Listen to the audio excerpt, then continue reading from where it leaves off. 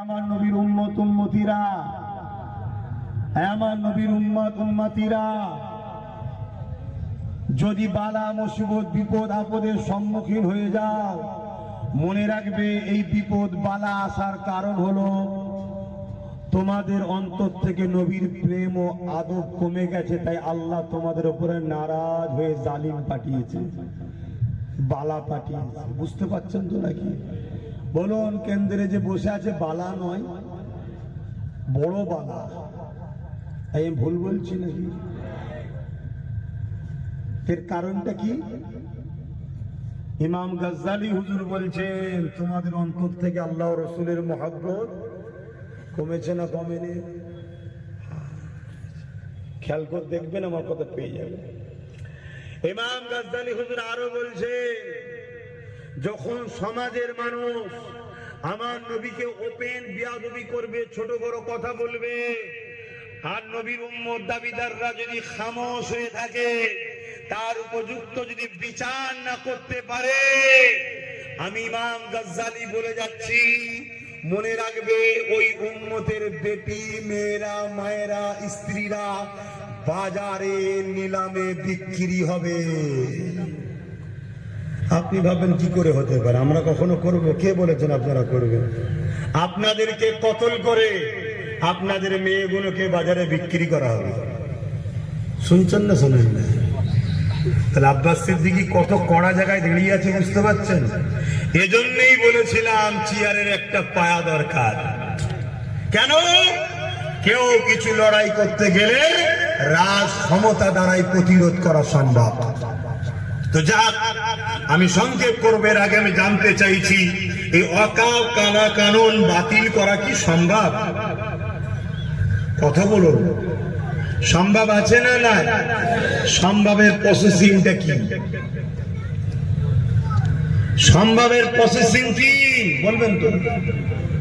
আমার ক্ষুদ্র জ্ঞানে তিনটে বুদ্ধি আছে প্রসেসিং, একটু বলবো। কারা কারা শুনতে চান একটু হাত তুলে দেখাবেন। আপনারা নাম্বার 1 মন দিয়ে শুনবেন। নাম্বার 1, মাথা গরম করলে হবে না। রক্তের যোদ্ধা দেখাচ্ছ, রক্তে। অনেকে ভাবছে দিদি তো আমাদের সাথে আছে। দিদি আছে মুর্শিদাবাদে 80% মুসলমান। দিদির পুলিশ আর আধা সামরিক বাহিনী নামে চপ্পলওয়ালা, কারা জানি না, বাড়ি বাড়ি ঢুকে সাইজ করে ফেলেছে। শুনছেন না শোনেন না? হ্যাঁ, ভুল যদি বলি, দিদির হাতে তো পাওয়ার আছে, তুলে যেতে পার না। তোদের সঙ্গে তো ভালো খাতির আছে, বল। শুনছেন তো নাকি? একদম ভাববাস ছাড়া দ্বিতীয় কিচ্ছু নাই। মনে কয়তো বুক ভরা হাসালে বসে আছে, আমাদের টেনশন নেই। টেনশন নেই, পাগলামি করুনি, মন দিয়ে শুনুন। নাম্বার 1, আইন যখন কোন জিনিস হয়ে যায়, এ ওয়াকফ কালা কানুন হয়ে গেছে, এটা কোনো বিল আর নেই, আইন হয়ে গেছে। এই আইনকে রুখতে গেলে আইনের অস্ত্র দিয়ে কাটতে হবে। এই আইনের অস্ত্র হচ্ছে লোকসভার বড় আইন হলো, দেশের সর্বোচ্চ আদালত হলো সুপ্রিম কোর্ট। সেখানে গিয়ে মামলা করতে হবে, সেখানে গিয়ে দরবার করতে হবে। আমি জানতে চাই, যারা চিল্লাচ্ছেন, আমি ভালো কথা, আপনারা চিল্লেছেন ঠিক আছে, আইনি মামলা করছেন, মামলা করছেন। আপনারা যদি করতে নাও পারেন, যিনি আপনাদেরকে বলেছিল বিজেপির হাত থেকে বাঁচাবো, তিনি কি মামলা করেছে? একটু হ্যাঁ কি না বলবেন না? আল্লাহ কি মুখের জবান বন্ধ করে দিয়েছে? তাহলে একটু হ্যাঁ কি না বলেন। রাজ্যের সিএম মামলা করেছে। একটা সাধারণ মানুষ মামলা করার, রাজ্যের সিএম মামলা করা এক না আলাদা? তিনি তো বলেছিল আমাকে সাপোর্ট করো, আমি বিজেপির হাত থেকে রুখবো, বলেছে না? বলে। তাহলে আজকে মামলা করছে, তাহলে সত্য বলেছিল না মিথ্যা? তাহলে আগামী দিন যে বলছে আমার রাজ্যে লাগু হতে দেবো না, এটা সত্য না মিথ্যা? একদম ভাব দিচ্ছে, একদম গর্তই ফেলে শুধু মাথাটুকু বাদ দিয়ে রাখবে, তারপরে দেখবেন বিজেপি এসে মাথায় পাতে ঢুকিয়ে দিয়েছে, সেই জায়গায় নিয়ে যেতে চাইছে। তাহলে 1 নম্বর পন্থা কি ভাই? আইনের অস্ত্র দিয়ে কাটতে হবে। যাকে গাল দিয়েছিল এই মুসলমানরা, সেই নবী বংশের আওলাদ, সেই চিপচিপে রুগা ছেলেটা এনআরসির কেস যে করেছিল, এনআরসি এখনো রুকে আছে, কেস হয়ে আছে, লাগু করতে পারছে না, এখনো কেস হয়ে আছে। সেই বাংলার পক্ষ থেকে সেই রুগা চিপচিপে ছেলেটা নবী বংশের ছেলে, দাদা হুজুরের আওলাদ নওশাদ সিদ্দিকীকে সুপ্রিম কোর্টে এই ওয়াকাফ কালা কানুন বাতিল করার জন্য কিন্তু কেস করেছে। আর কেসের ফল কি হয়েছে? সুপ্রিম কোর্ট রায় দিয়েছে যে আইন পুরাতন ছিল এখন থাকবে, এই আইন নতুন লাগু করা যাবে না। প্রত্যেকটা অঙ্গ রাজ্যের কাছ থেকে তথ্য চেয়েছে, আপনাদের মতামত কি বলুন। প্রত্যেকটা অঙ্গের রাজ্যের ওয়াকাফ যারা দায়িত্বে আছে তাদের মত চেয়েছে, আপনাদের পরামর্শ কি বলুন। এখন বলুন, আমার রাজ্য যদি সত্যি না চায় তাহলে এনারও তো পরামর্শ দিতে হবে যে আমরা চাই না। তা চাই না যখন সুপ্রিম কোর্টকে জানাতে হবে, তো জানাবার পন্থা হলো কেস। 8টা রাজ্য যেমন কেস করেছে যে আমরা চাই না, কিছু মাথায় ঢুকছে। আর যারা চায় তারা কেস করবে না। তা বেশিরভাগ লোক যদি বলে কেস করবো না, বেশিরভাগ রাজ্য সিএমরা, তাহলে সুপ্রিম কোর্ট কি ভাববে? তাহলে এতে কোনো উপকার আছে তাই চাইছে। কথা বুঝছেন না, বোঝেন না? তাহলে একটা হলো আইনের অস্ত্র দিয়ে কাটতে হবে। আচ্ছা একটুখানি ভাবাচ্ছি, ভাবুন তো, নওশাদের সাথে যদি আরো গোটা 40 থাকতো তাহলে আরো 40টা কেস বাড়তো না কমতো? তাহলে আপনারা বলুন, আব্বাস সিদ্দিকী কিছু ভুল করেছিল? একটু হ্যাঁ কি না বলুন, শুনুন।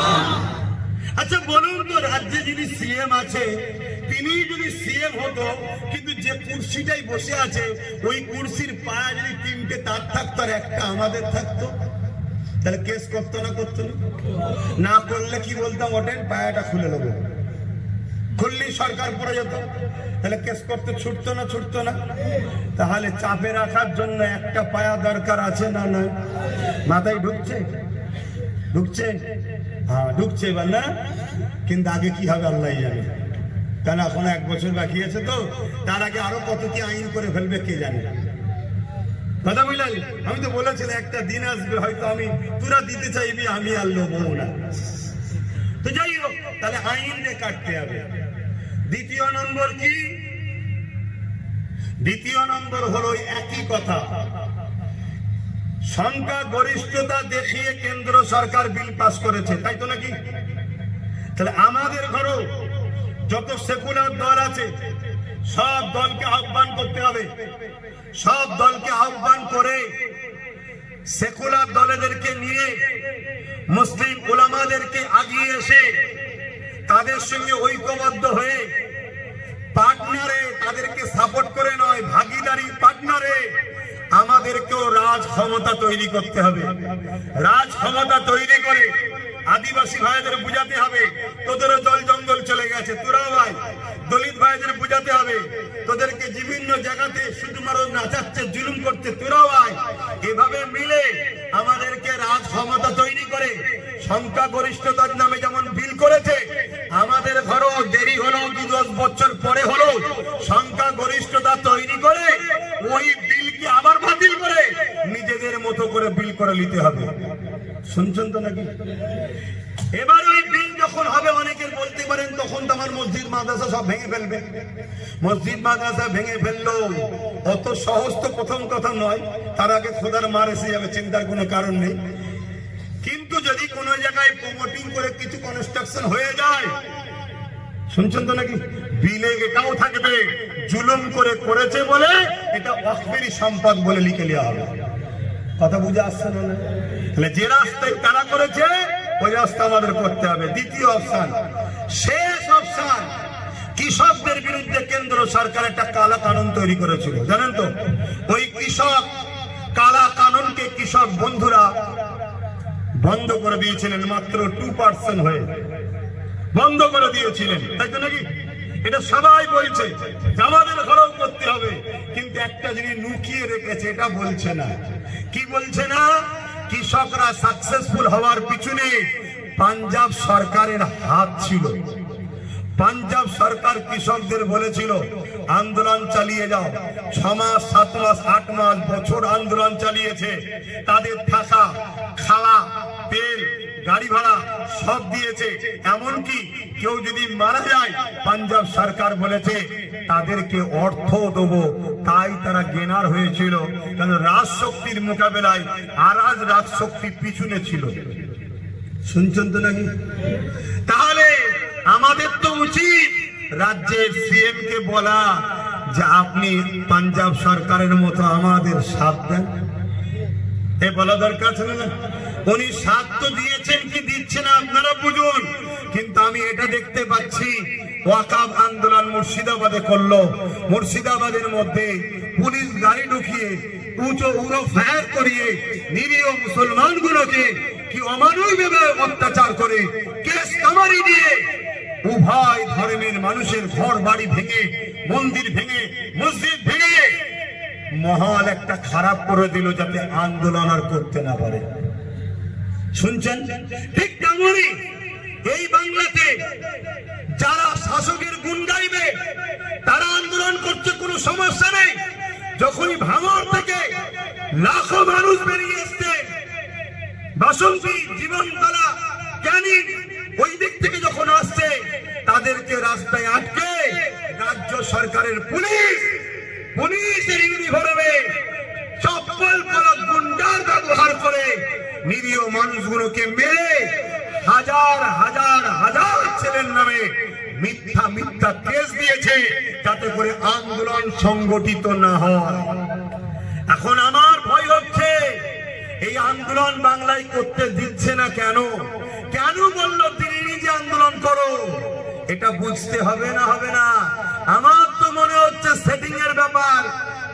উপর থেকে হয়তো কেউ বলেছে, সেটা মোদি হতে পারে, অমিত শাহ হতে পারে, বা নাগপুর থেকে হতে পারে, বলেছে এই সিবিআই পাঠায়নি বলে যেন ভুলে যায়নি আন্দোলন বন্ধ কর। শুনছেন তো নাকি? তাহলে বলুন এই জায়গায় আন্দোলন কি বন্ধ করে দেবেন? কেসের ভয়ে আন্দোলন বন্ধ করে দেবেন? পুলিশের নির্মম অত্যাচারের ভয়ে, পুলিশের দেশে গুন্ডাদের জুলুমের ভয়ে আপনারা কি আন্দোলন বন্ধ করে দেবেন? কেন? পুলিশ বুট পরে ভাই চপ্পল পরে পিটছে, আধা সামরিক বাহিনী বুট পরে চপ্পল পরে পিটছে। কি ব্যাপার এগুলো? এগুলো কারা? শুনছেন না শোনেন নেই? তাহলে আন্দোলন কি বন্ধ হয়ে যাবে? আন্দোলন আরো হবে, তবে সংবিধানকে মান্যতা দিয়ে, গণতন্ত্রকে মান্যতা দিয়ে। সংবিধান বিরোধী আইন তৈরি হয়েছে, সংবিধানকে বাঁচাবার জন্য আন্দোলন।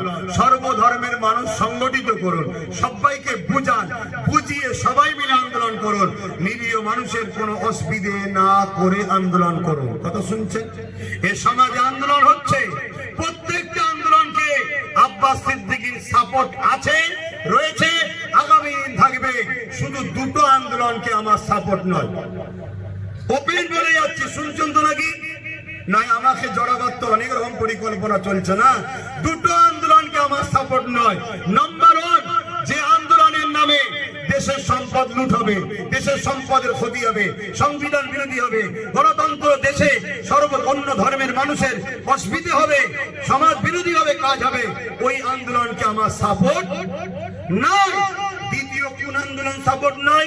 যে আন্দোলনের আলোচনাতে রাজ্য সরকারকে কেস করার জন্য চাপ দেওয়া হচ্ছে না, যে আন্দোলনের মিটিং এতে কেন 3টে এমপি ভোট দিল না জিজ্ঞাসা করা হচ্ছে না, যে আন্দোলনের মিটিং এ এমএলএ এমপি রাজ্য সরকারের গিয়ে কেস করো, রাজ্যে নিন্দা বিল পাস করে বিধানসভাতে এই আইনের বিরুদ্ধে আইন তৈরি করে বিল পাস করো, এই আলোচনা যে মিটিং এ হচ্ছে না, ওই মিটিং কে আমার সাপোর্ট নাই।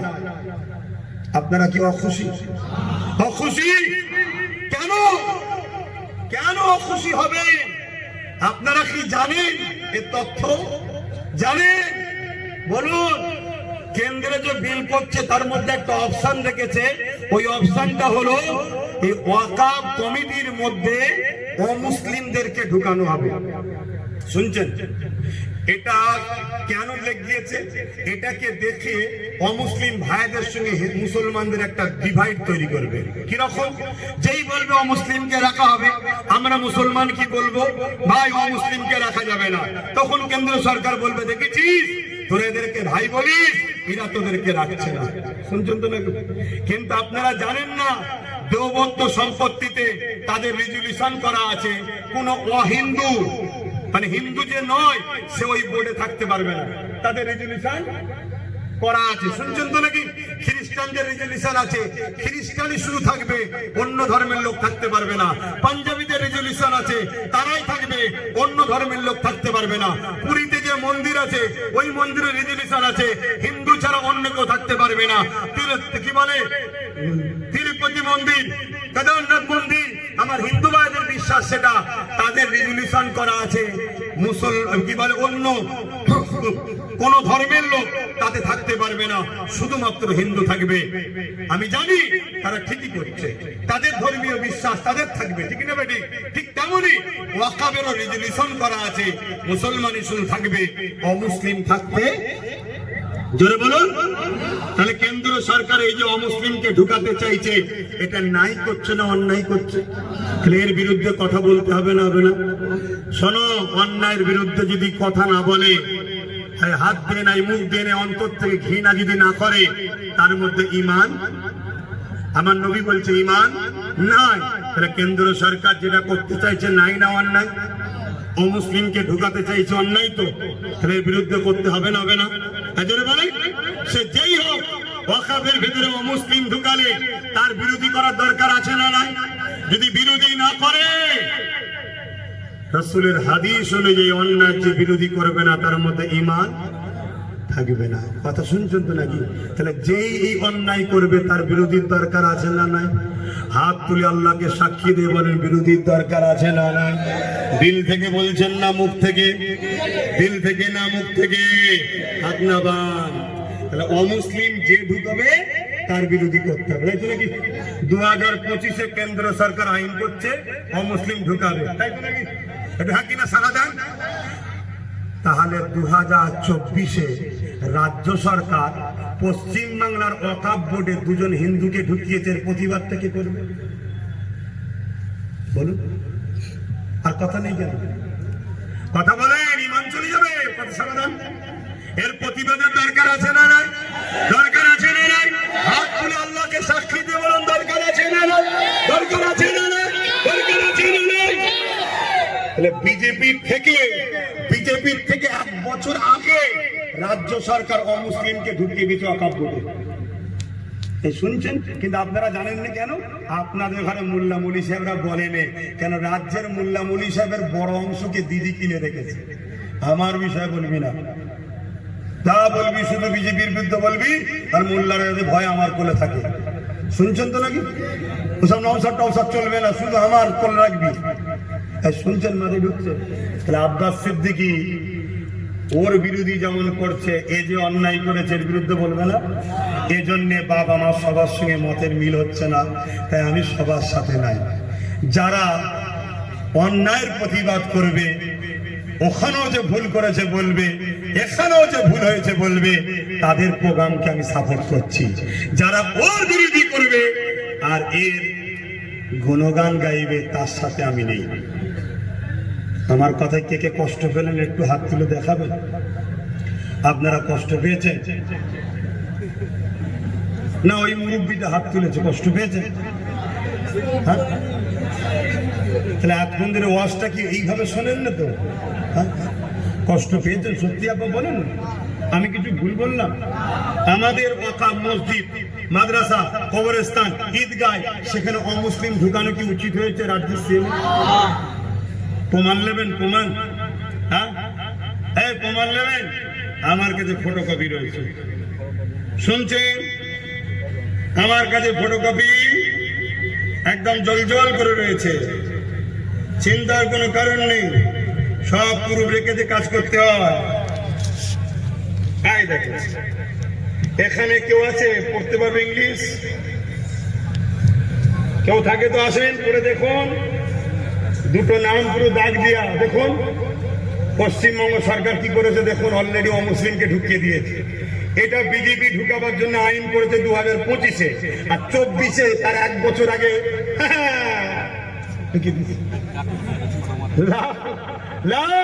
আব্বাস সিদ্দিকী তো খারাপ।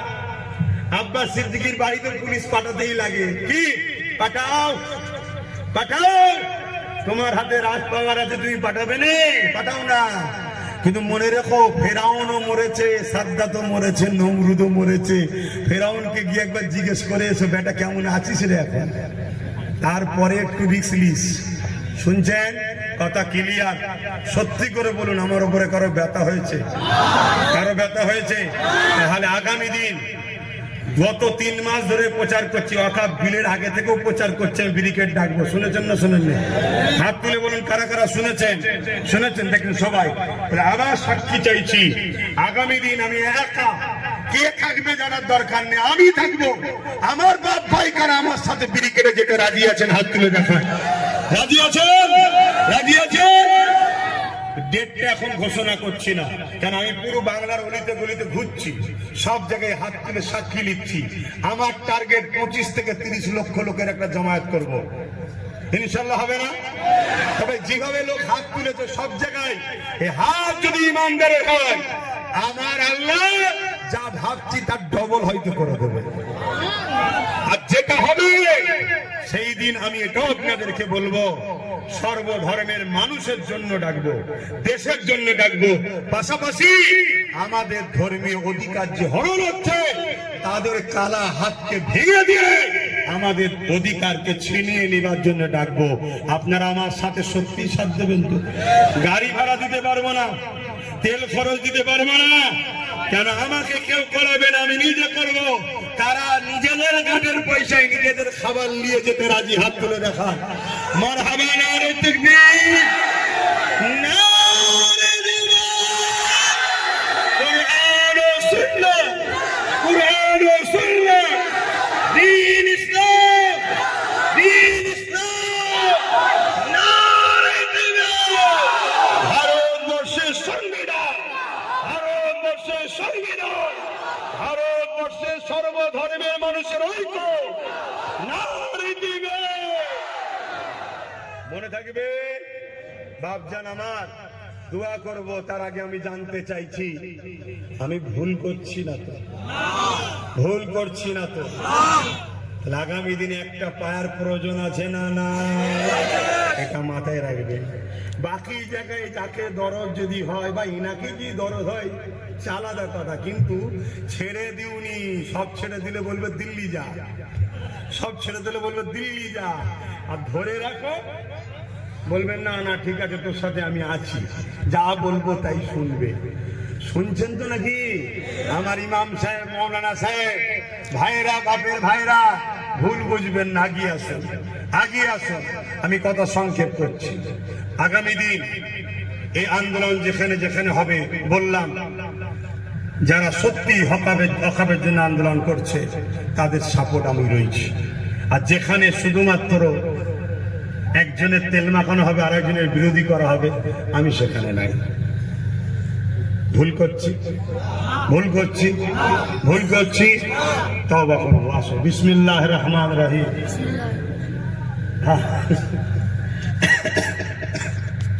ভাই, আপনারা সত্যি করে বুকে হাত দিয়ে বলুন, কাবারুগলিতে এসেছিলেন না জলসাসনতে?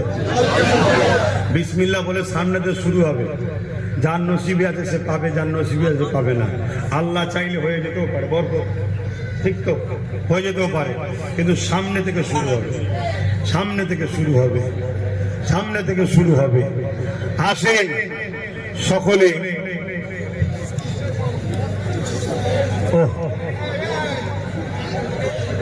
এই লোকগুলোকে লাইন দেওয়া যাবে? এই লোকগুলো লাইন আপনার মসজিদের ওখানে চলে যায়, পাড়ে চলে যাবে। একটু যাবার ব্যবস্থা করে দেন, একটু যাবার ব্যবস্থা করে দেন, আর ভলেন্টিয়ার বেশি করে দেন। সামনে দিক থেকে দেওয়া শুরু করো, খাবার উগলে চলে আসো। আরে তাড়াতাড়ি দাও, আমার খাবার উগলে পরে দোয়া করে বলছো। কত বেজে গেছে তোমার খেয়াল আছে? শুনছেন আমার ভাইয়েরা? তাহলে আমি ব্যারিকেডের ডেটটা কি ঘোষণা করলাম? তাহলে কেউ যদি আগামী দিন মিথ্যাভাবে ঘোষণা করে দেয়, তার জন্য একটা নম্বর দিচ্ছি, রাখবেন না? কি গো, রাখবেন তো নাকি? দুটো নম্বর দিচ্ছি, জেনে নেবেন। নাম্বার দুটো নোট করুন। 98, এই শুনছেন, 9830825982। আবার বলছি, 9830825982। আরেকটা নাম্বার দিচ্ছি, 9046396050। আবার বলছি, 9046396050। একটা শেষ কথা, চারিদিকে অনেক আন্দোলন হচ্ছে, ওই আন্দোলনের মধ্যে একটা অংশকে সাপোর্ট করছি না করিনি? এই সাপোর্ট করছি না করিনি? করছি। যারা আহলে সুন্নাত ওয়াল জামাতের ছেলে, আপনারা ওই আন্দোলনে যাবেন। এই শুনছেন তো নাকি? যাবে, কিন্তু আমার একটা শর্ত শোনেন। যদি কেউ আমার সংগঠনের পতাকা নিয়ে আন্দোলনে গেছে দেখতে যদি পাই, তার বিরুদ্ধে আইনত পর্যন্ত ব্যবস্থা নেব। তাহলে কি করবে? দেশের সংবিধান ও দেশের সংবিধান বিরোধী যখন আইন হয়েছে, তার বিরুদ্ধে যখন যাচ্ছে, দেশের পতাকাকে নিয়ে যাবে। ঠিক না ঠিক? সবাই দেশের পতাকাকে জল জল করে উড়াবে, ভারতের পতাকাকে উড়াবেন, গর্ব করে বলবেন এটা আমার দেশের পতাকা, এটা আমাদের অহংকার, এটা আমাদের গর্ব, এটা আমাদের দেশের পতাকা। ঠিক না ঠিক গো? তাই সব দেশের পতাকা নিয়ে যাবেন। মাথায় থাকবে, মাথায় থাকবে। সেদিন নৌসাদ দেখেছিল সব দেশের পতাকা, ওর দলেরও পতাকা নাই, তারপরও কি পিটা পিটলো কেন বলেন তো? রাজ্য সরকার দেখছে এগুলো তো দুধেল গাই নয়, এটা তো আমার নয়, অতএব এদেরকে জুলুম কর। কথা বুঝে আসছে?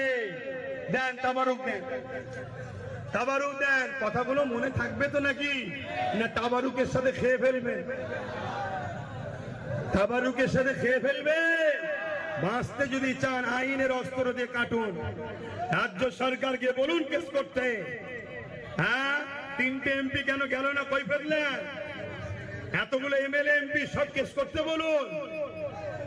এবং পার্টনারে রাজ ক্ষমতা তৈরি করুন। ভাগিদারি, ভাগিদারি, সেই ব্যারিকেডে বলেছিলাম, মনে আছে? ভাগিদারি। আমার ছেলের দায়িত্ব তোমার হাতে দিলে তুমি দেখবে নাকি?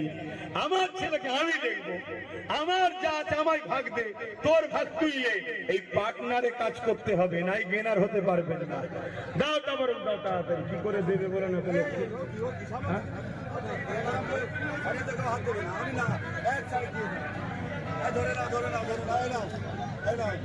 আমার কথা শুনবে তোমরা? হে কমিটি, শোনো মন দিয়ে, আমার কথা শোনো মন দিয়ে। হে কমিটি, আমার কথা শোনো।